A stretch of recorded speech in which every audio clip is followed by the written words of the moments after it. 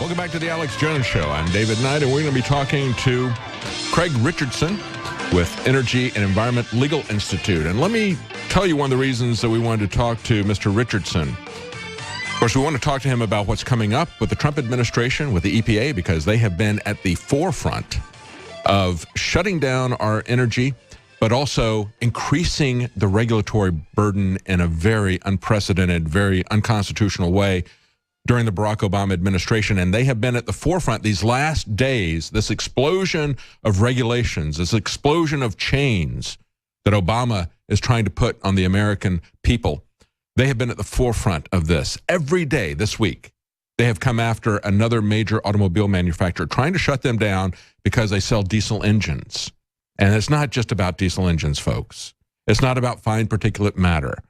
They've had their own cheating test that we caught them in North Carolina, where they were testing on human beings and cheating on those tests, trying to show how dangerous fine particulate matter was so they could shut down coal, so they could shut down diesels, because those are very efficient competitors to the energy providers that they want to subsidize, their crony capitalist friends. And so in light of that, I wanted to get him on because New American was talking about this new report, which actually comes from his organization, Energy and Environment Legal Institute, a new report that exposes the Rockefeller dynasty's role in the climate scam. And this is how New American begins their article. They say an unfathomably wealthy banking and oil dynasty has been hijacking governments, media organs, universities, nonprofits, other power centers to expand its control over the economy and the energy sector in particular, according to a recently released investigation by a watchdog group.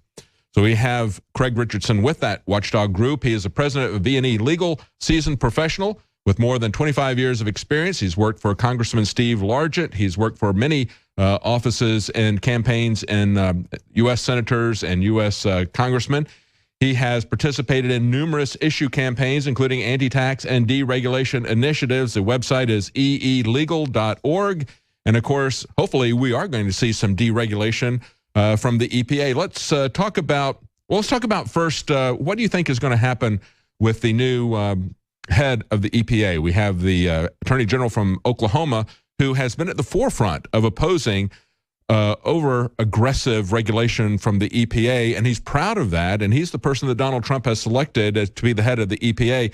Tell us, Mr. Richardson, what are your expectations as we see moving forward? Do you think he's going to roll back some of these things that are being put on us at the last minute by Barack Obama? Yeah, absolutely. I don't think you could have handpicked a better person than Attorney General Scott Pruitt for many reasons. For those who don't know, he is Attorney General from Oklahoma, a very important energy producing state. He was one of the 26 or 27 attorney generals that sued the federal government over the Clean Power Plan, or as a colleague of mine refers to it, the Creating Poverty Plan. Yes. So he understands that. Philosophically, he is a federalist, meaning he understands that this overreach by the federal government over the last 40, 50 years, and most particularly the last 8, is not healthy for the economy, and also not healthy for the environment. So here's a guy who understands it all. He's going to come in. I know many of the people that he's put on the transition team itself, and as the old expression goes, personnel is policy. So the people he's surrounded with, Myron Ebell of the Competitive Enterprise Institute is leading the transition team, a great group, libertarian, right of center. Myron's been working on these kinds of issues for his whole career, and other people that he brings in around to help that transition out really are very stalwart free market people. So I expect great changes. I saw in your lead up, this president going out has been more prolific than any other I can ever remember in history. I think somebody needs to remind him that his side lost, and it's time for him to pack up and go. Well, even before he won the very first time, he came out as he was campaigning and saying, you can build a coal plant, but we're going to bankrupt you if you do. And now they're going through, after coming close to bankrupting the coal industry during his 8 years, in his final days, it looks like they're trying to bankrupt one car company after the other for the sin of creating an internal combustion engine, because they can't do enough to subsidize the battery run cars. People don't want to buy the electric cars. They're not there yet. The technology is not there yet. It's not as durable as these other cars. They want something that is planned obsolescence, I believe, so that they can wean us off of private car ownership and put us into another type of control grid that goes back to their Agenda 2030 and Agenda 21 sustainability issues. But that's what we've seen from this administration, is bankrupting entire industries and using the EPA as a massive tool of social engineering. And I agree with you. I think that Pruitt is one of the best picks that Donald Trump has made. I'm really hoping that we're going to see some massive changes at the EPA. It really needs to be totally changed in terms of that corporate culture that they've got going there.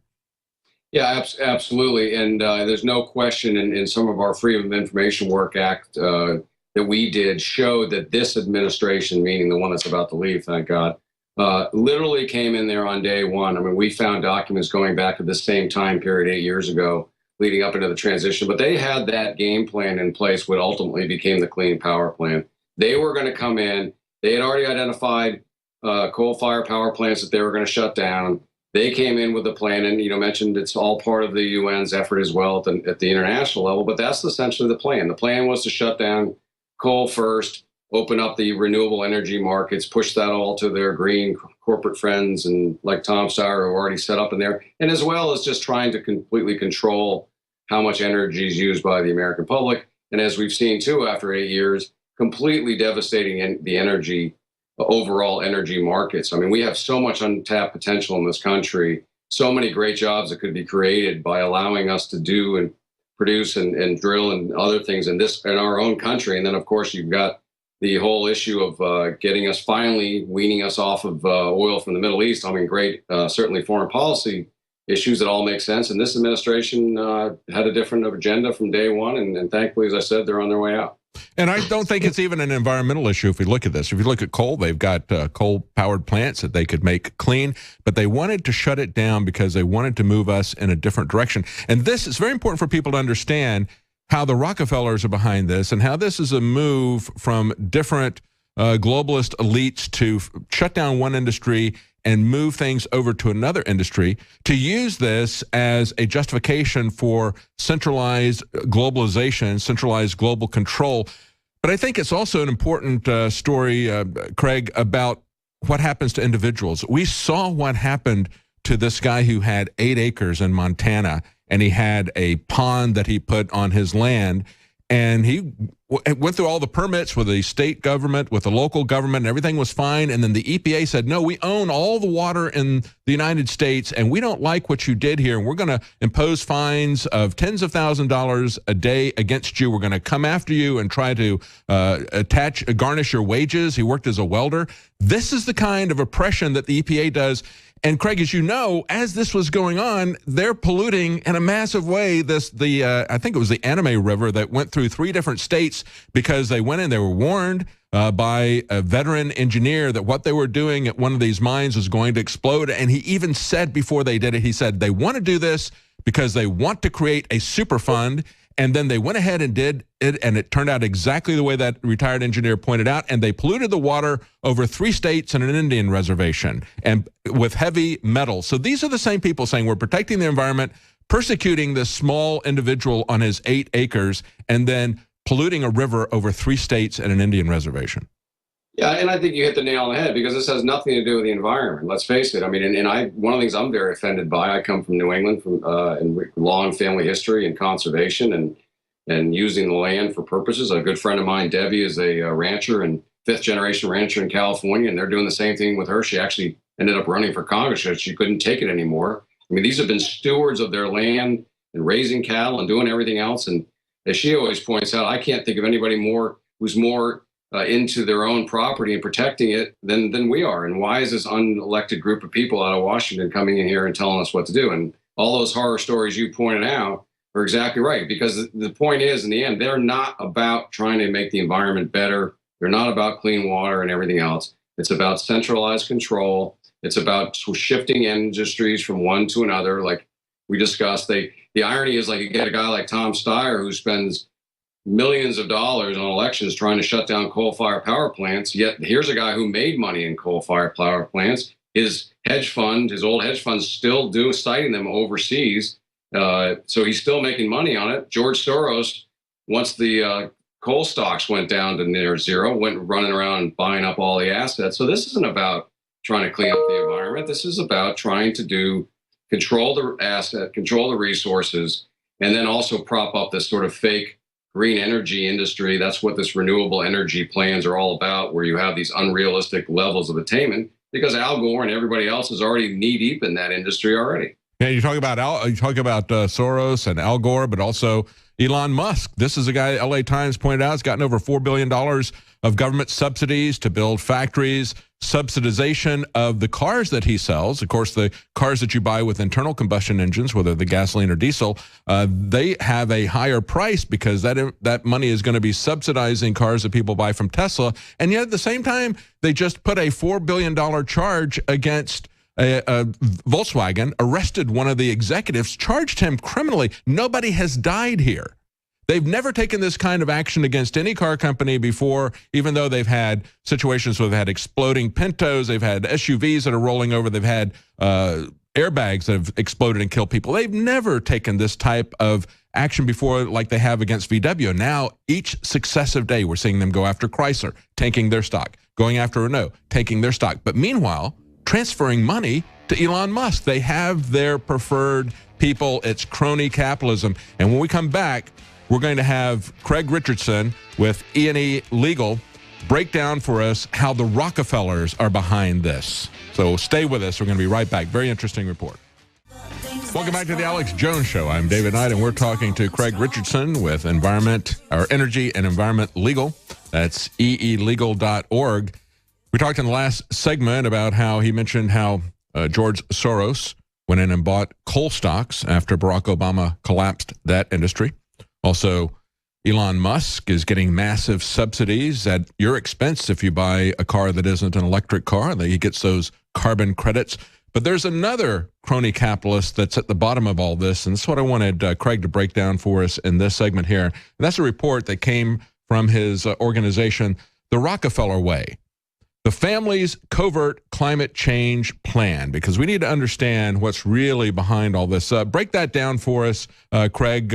What is the Rockefellers' involvement in this?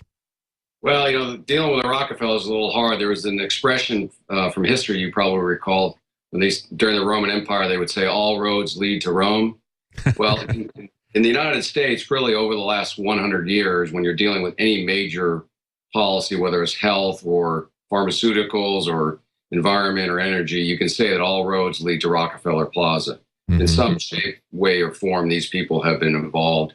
Early on, J.D. Rockefeller got involved with social movements because everybody knew what an SOB he was. So he had a PR guy essentially said, you need to start giving more to philanthropy, and his other guys as well did the same thing. But what they learned very quickly early on was that you could use those social movements as a way to open up markets for yourself, to drive policy.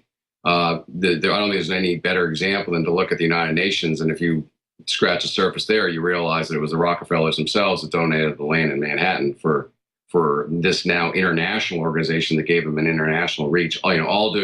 All under the guise of doing good for the world, right? So this has been basically their MO for a long time. If you fast forward to the climate change, they were one of the early funders in the 80s. As you recall, at that time it was called global warming, which is not to be confused with global cooling, which was about 10 years earlier. But in the 80s, they started pushing global warming, and then obviously after 18 years of a pause, as they like to refer to it, they suddenly had to change gears and call it climate change, which is where we are now. So they got in early. They provided funding. Again, we talk a lot about the motives of what we've seen before in terms of them being able to control the markets, being able to understand which way things are going. But most specifically and the report covers this, through our Freedom of Information Act request, we discovered that back in a couple years ago, maybe 4 years ago, the Rockefeller Family Fund, which is one of their various social engineering groups, their foundations, held a meeting where they came up with a strategy with how they were going to essentially go after starting with ExxonMobil. And ironically, as those who may know, ExxonMobil were two of the largest Standard Oil companies that got broken up. One was New Jersey, one was New York. So they decided they would try to do them, go after them, similar to the way that the tobacco industry was attacked in the 90s. And in that meeting, they came up with a couple of strategy items. Number one, they were going to fund a chair at the Columbia School of Journalism. So they found this guy who fit the bill in terms of being a climate activist. They literally funded his program out of nothing. And he created this through his young journalists, an investigatory report that showed Exxon knew, sort of like the tobacco guys when they said, well, they knew tobacco was addictive, but they were hiding it. They said that he wanted that same mantra coming out of this. Well, Exxon knew that all of their fossil fuels were driving the temperatures up around the world, so we're going to go after them and shut them down, and global settlements, and the lawyers obviously started licking their chops.